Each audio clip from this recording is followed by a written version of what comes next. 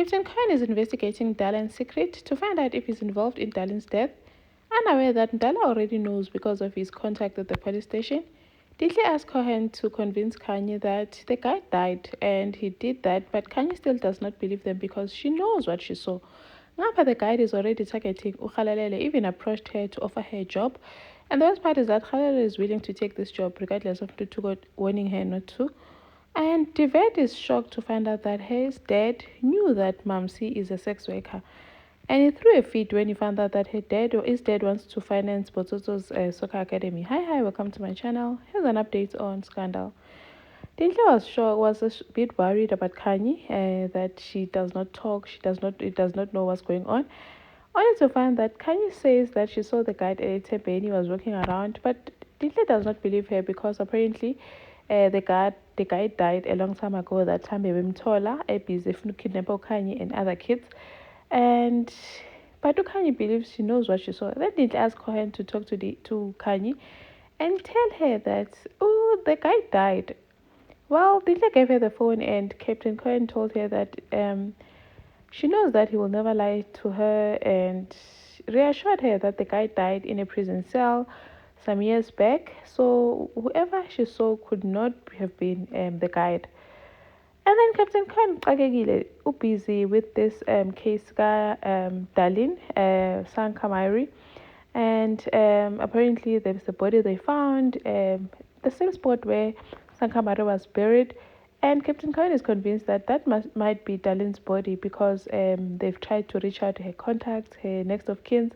No one has seen her or heard from her because the phone is off and she never left Joburg. So like this thing does not add up. And the worst part is that they found a female body.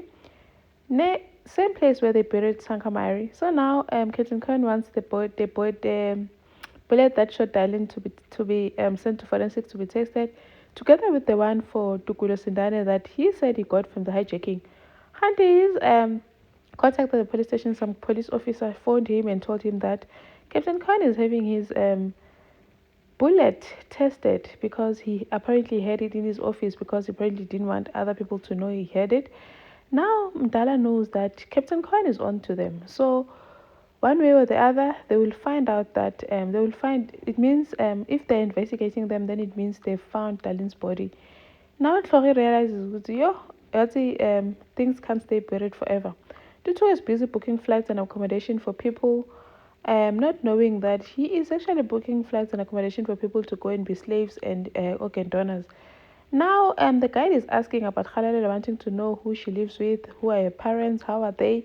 Tutu filled him up on everything, what she's studying, that she's studying geology and that she lives with her father. Her mother passed away. The guy now has all the information. And now Tutu tells him that Nati has been posting and everyone now wants to go overseas because they want to live the life Nati is living. Now he phones someone to tell him that they must take the phone from Nati because his socials have done enough work already. Nati is now going to a second location, I guess, where he is going to donate his organs. And then now the guy decided to approach Khalalelo and offered her a job in Norway, and just sold her this beautiful, beautiful opportunity. Now Khalalelo is willing to take this job, but Tutu was like, no, you can't leave, you're pregnant. That's it. Khalalelo is like, I'm loco.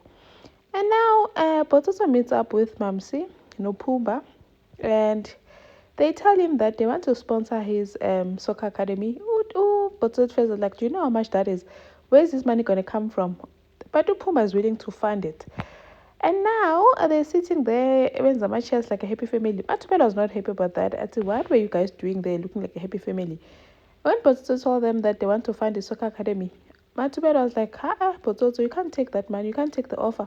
You know, like implying that Mamsi is making that money laying on her back. So Pototo should not do it. Should not take that money. And she does not want Pototo to get hurt because she's his grandmother, blah, blah, blah. Now, why are they closing channels for Pototo? It's not like Pototo has to do anything. Her mom is already with the Upumba. Why not take the money? David was shocked to realize that his dad knows exactly the kind of person Mamsi is and that she's a sex worker and did not appreciate David calling her a prostitute because he says she's a sex worker and they met at some car auction where Mamsi knows how to market. She wasn't there for a car auction. She knew very well that there'll be rich men there. So she went there to find a rich man, and she found Upumba. And Divette Mkhalabumukana is busy saying, this woman wants to take your money, wants to waste your money, you are still paying him. Papaya was like, please do not insult me, and it's my money after all. I don't know who Tsanaka. It's because he wants to inherit the money. Now Bridget says that he wants Victor to meet her parents and says that her mom is hardcore, and because she's a pastor, Victor must say that he's born again or else it's not going to work. But Victor does not want to start relationship mashano, like it doesn't make sense. Bridget is also worried if her parents are going to approve of Victor, and also because of the scandals that have been going on about him and Talita and his conviction. So it's just a lot in jail. So Bridget is worried and says that she wants her parents' blessings and it won't be nice if they cannot bless them. But Utla was like, now I'm excited about your wedding, and I'm already like, ever since he proposed, I'm already planning. Like, we need this kind of happiness, man. Bridget is all excited, saying, yo, but thank you for watching. Please like, share, subscribe. See you in the next one. Bye.